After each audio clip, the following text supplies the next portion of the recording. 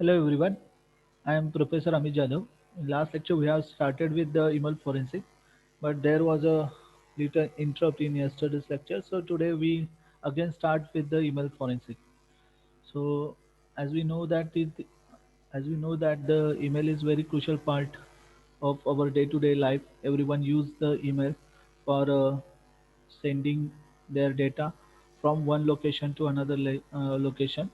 So it is the better way for the communication as it takes very short time to reach. So email is used to communicate with two parties where the file transfer take place between two servers on a particular port number. So here the client and server communicate with each other, and client send message to the server and server send it to the recipient. A client-side application is required to compose the email. So to draft an email or to compose the email, there is a need to install the application on a system. The example of client-side application are Yahoo Mail, Web Client, MS Outlook, Hotmail, and Gmail. It requires a sender's identity, stores it as a file, and then delivers to the destination user address through one more number of servers. So here, to if we want to send the email, we require the application that must be installed on our system. We required the recipient address where we want to send the message. We required the message that we want to share with our friend, and and using that we can forward the message to the appropriate server. So we can send the message on multiple server also. The server can communicate with the multiple servers. The email communication makes the thing simple, powerful, and efficient. Email writing and communication have been under the focus of malicious intruders over the last few decades, and email can be a forged easily. Email abuse is also increasing day by day. Email crimes like spam, threatening mails, then erotic trafficking, etc. also increase. So the intruder or the attacker you take use of email, because the whenever we send an email or whenever the attacker send an email, at that time the it use the attached file to send the vulnerable file to other system. So they make use of attached file. They write the program and attach this file and send it to the user, and whenever the file reach to the user, if the user download it directly without verifying the attachment or the uh, user ID, and it download it, then the virus or the vulnerable file may intruded in the system. So this is the great way to intrude any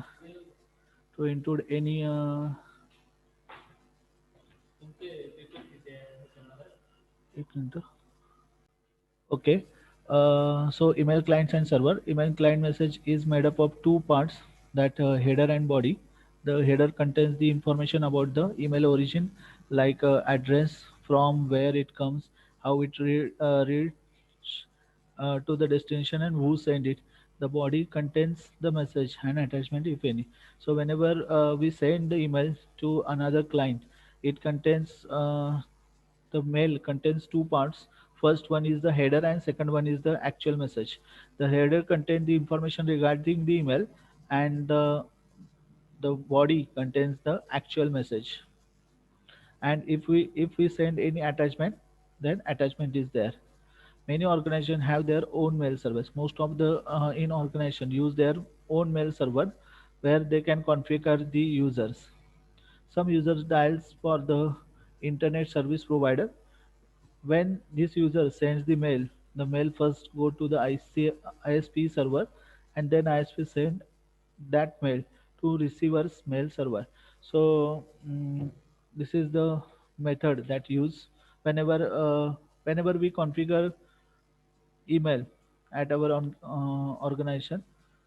If our own mail server is there, then it whenever the client or any user send the message, it first send to the ISP server, and then it that ISP server send the message to the other users.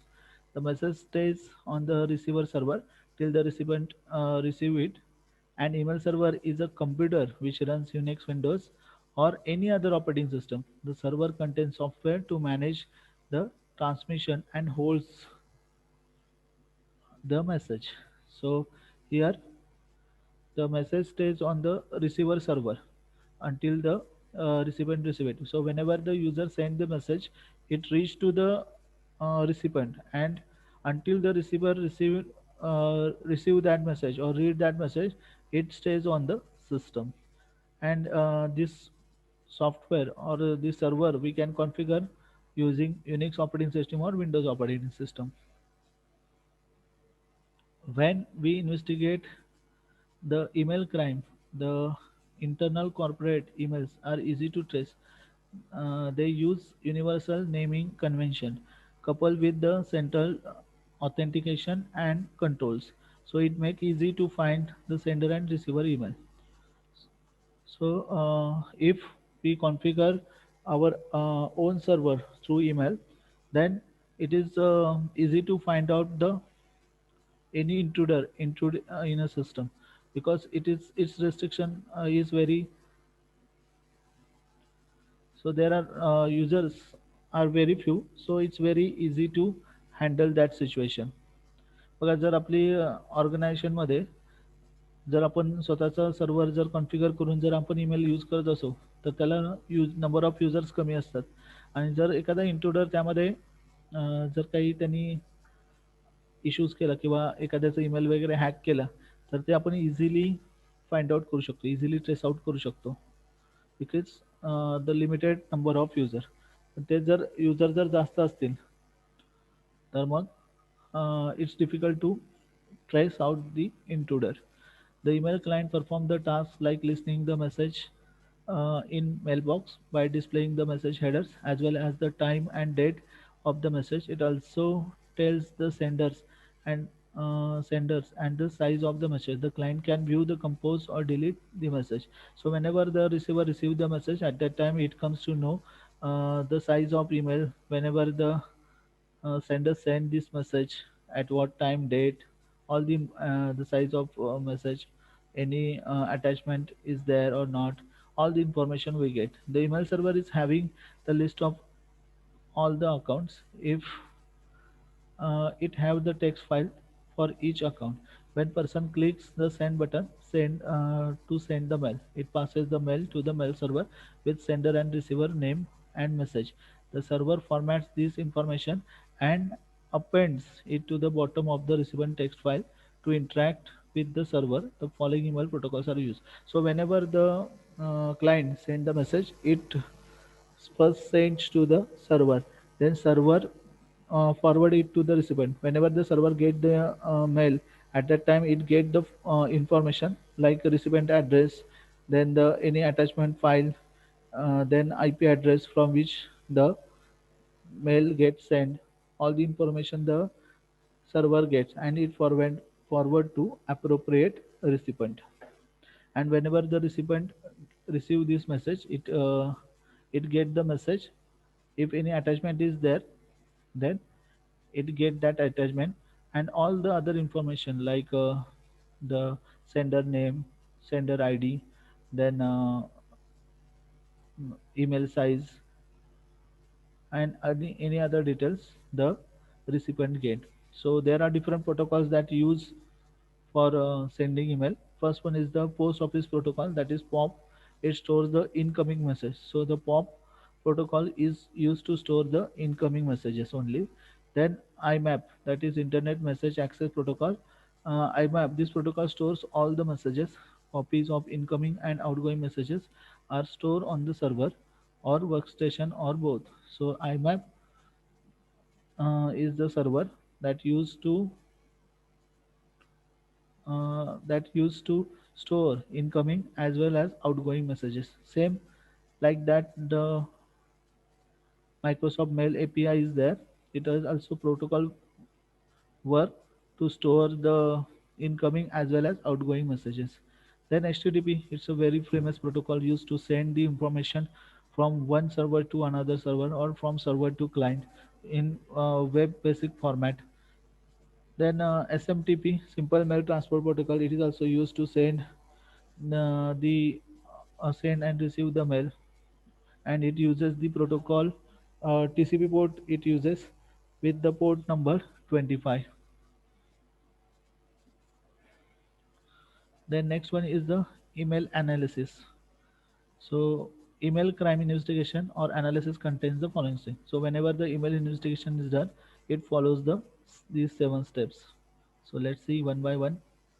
First one is the examine the email. When it comes into the light that email crime has happened, then it is necessary to collect the evidence which is required to prove the crime in the court of law. Evidence may be gathered from victim's computer. Evidence is the mail which is victim received. So whenever any crime happen, the first step should be take that the examine the email. Okay, and then perform the following actions. First, take the image of the machine's hard drive. So first, whenever the crime happened, the first step should be it take the image of the hard drive. So one of the copy we have, obtain the victim's machine password to open the encrypted file. So here we required the password. Using that, using that we can get the encrypted file. Take the printout copy of the crime mail, including header. So if the crime happened, we have to take the printout copy of the crime mail. Then we examine the IP address of the sender server. These 4 things we have to perform whenever the crime happens. This is the first step. Then second, copy the email message into USB key. We take printout as well as we also take copy of email into USB. Take the print up of all the messages, email messages by using the print option available in the mail program. So whatever the application we use to send the mail, we have to take the printout of all the email messages. Next step is view mail header. To check the mail header, open your mail, right click on your mail.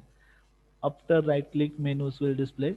Click on view full header and the file header will get opened.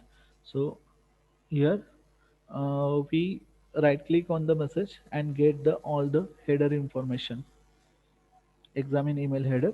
So the email header contains the message header and the subject copy. The email header contains the information of the email origin. So here its a example is there. So this is the header where we get the sender's sender's address, then from when it sends the message, its return path, receive SCPF, we get its IP address, authentication result, from where it gets any authenticated software it uses, then a receiver's IP address, okay, then all the details, then digital signature, then encrypted message, then which version of MIME it uses, X received message, date time, message ID, from to, content type, content length. So all the details we can get through email header. Next step is examine the attachment. If any attachment come through an email, the user should examine it. Then trace the email. The IP address of the origination computer machine tells the owner of the email address which has been used in the possible crime that is investigated. It may be possible this information may be fake. So the important validate evidence which you uncover. There are many sites which tell owner associated with the domain name. For example, suvarna@yahoo.com. Everything after the at the sign is the domain name. So there are some websites that we can use to trace the email. For example, www.arian.net, Arian American Registry for Internet Number is used to find out the domain name from the IP addresses. It also gives the contact personal listed against the domain name. So Arian.net website is used to get the domain name. Next one is the freelity.com. The website provides many different searching options like names, phone number, mail address. This website permits the users reverse email searches. This may help to reveal the subject's original identity. So this is one of the site that is used to trace the email. Next point is email headers and spoofing. We have studied the email headers in the previous section. This email spoofing is the forgery of an email header. The message which you receive is actually originate from someone else than actually. So spoofing is nothing but the hide the identity. So whenever the users try to hack your email, it first try to hide their identity or use the another ID to send the mail. Okay, and that is nothing but the spoofing. So email spoof with the PHP function mail. The mail function is allows to send the mail. So whenever, so if we use the PHP to design the mail server application, so for that we use the mail function, and mail function contains the information of string to subject, string message, and additional parameter if required. Example, for example, wrootspot.com chose mail. So through mail we can modify this information. So if attacker get this information, it can change the to, from, and subject and mail. Then one more way to spoof the email is email spoof with the telnet.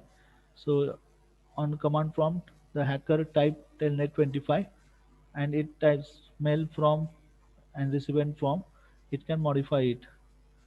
Next one is the email recovery tools. The list of the email recovery tool is the follow. So these tools are used to recover the email. So if hacker deleted all our emails, we can recover it by using this software: Final Email, then Email Examiner, Network Email Examiner, and RMail. These are the tools that used to recover an email.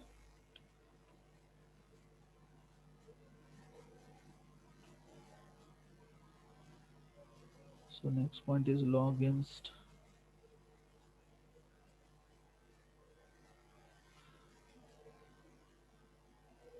So here we end our session. If you have any doubt regarding this, let me know. Okay. So thank you for watching.